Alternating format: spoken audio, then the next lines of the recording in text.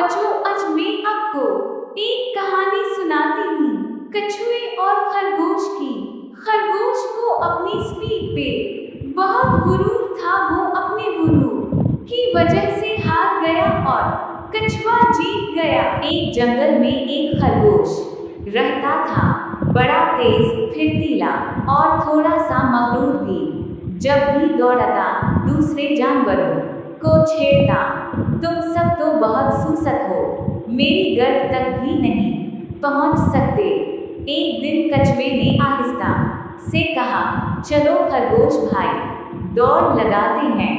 खरगोश हंसा, हा हा हा, तुम मेरे साथ। मगर जंगल के सब जानवरों ने कहा, चलो देखते हैं कौन जीतता है। दौड़ शुरू हुई।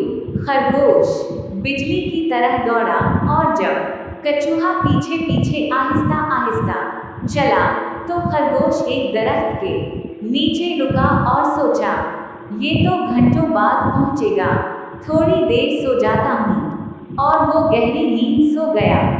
इधर कछुआ बगैर रुके आहिस्ता आहिस्ता चलता रहा और चलते चलते वो फिनिश लाइन पर पहुंच गया। जब खरगोश की आंख खुली, वो भागा भागा आया, मगर कछुआ जीत चुका था। दादी अम्मा ने बच्चों की तरफ देखा और कहा, देखा बच्चों, जो सब्र, हौसले और मुसलसल मेहनत से काम करता है वो जीतता है। गुरूर हमेशा हार का सबब बनता है। बच्चे तालियां बजाने लगे।